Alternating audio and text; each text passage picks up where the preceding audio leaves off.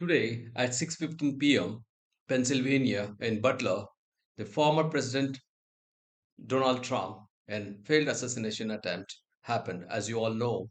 In this particular video, I would like to analyze the investigative aspects pertaining to it, the circumstances which led to the shots, and also the method of investigation that is vital in this part. And there are certain questions which need to be answered. First, let me have a look at this video of the shots being fired on the former president. If you want to really see something that's said, take a look at what happened.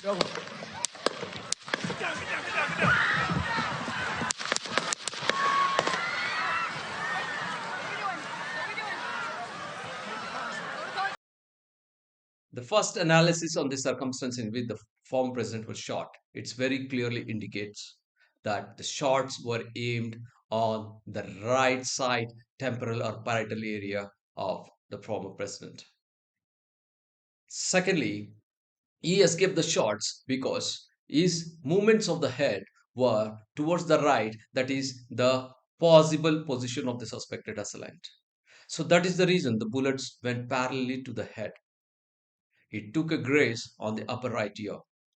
Had the president faced towards the front part of the crowd, the bullets would have pierced his right temporal or right parietal area.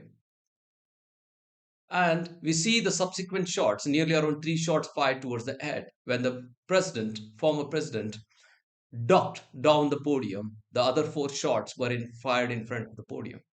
This clearly reflects the strong motive of the suspected assailant to eliminate the former president at any cost.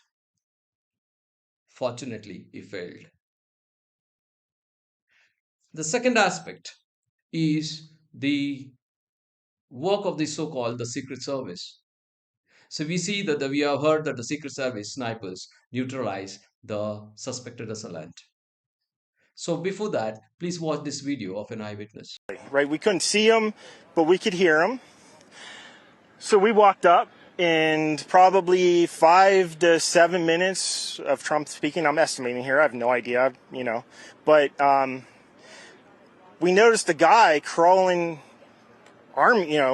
bear crawling up the roof of the building beside us, 50 feet away from us. So we're standing there, we're pointing at the guy crawling up the roof. And he had a gun, right? He had a rifle. A rifle. We could clearly see him with a rifle. Absolutely. We're pointing at him. The police are down there running around on the ground. We're like, hey, man, there's a guy on the roof with a rifle. And the police were like, huh, what? Like they didn't know what was going on. We're like, hey, right here on the roof. We can see him from right here. We see him. He's crawling. And next thing you know, I'm thinking to myself, why is Trump still speaking? Why have they not pulled him off the stage? I'm standing there pointing at him for, 2-3 minutes. Secret Service is looking at us from the top of the barn. I'm pointing at that roof, just standing there like this. And next thing you know, 5 shots ring out. So you're certain that the shots came from that guy on the roof? 100%.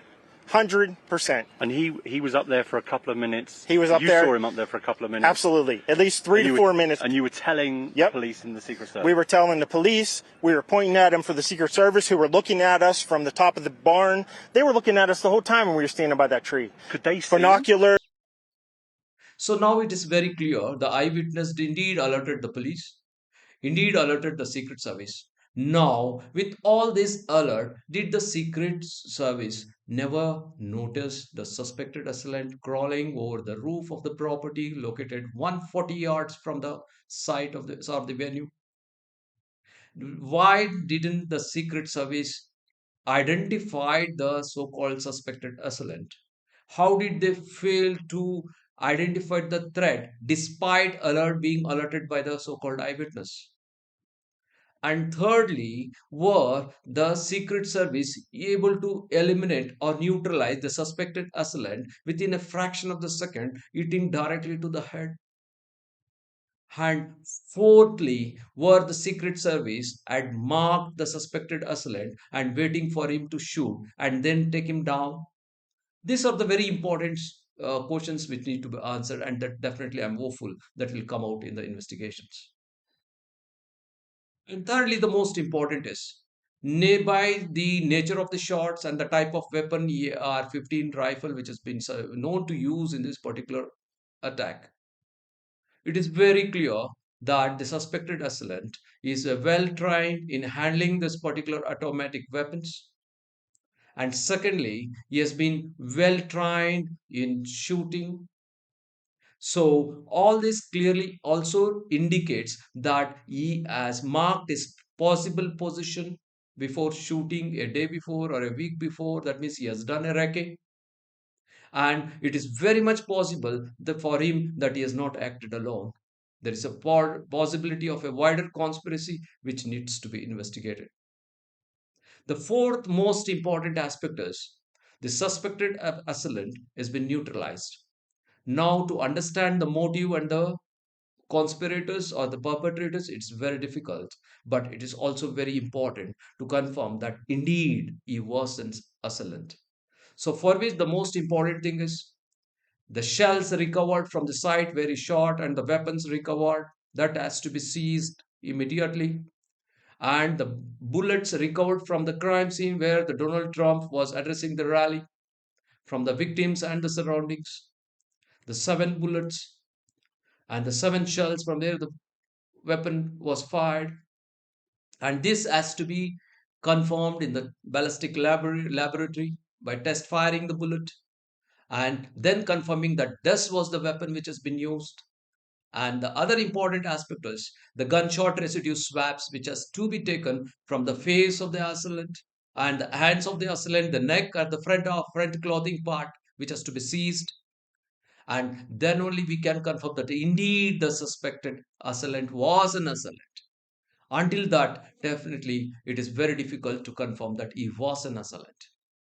I hope the coming days the Secret Service and the FBI are indeed capable of solving this case.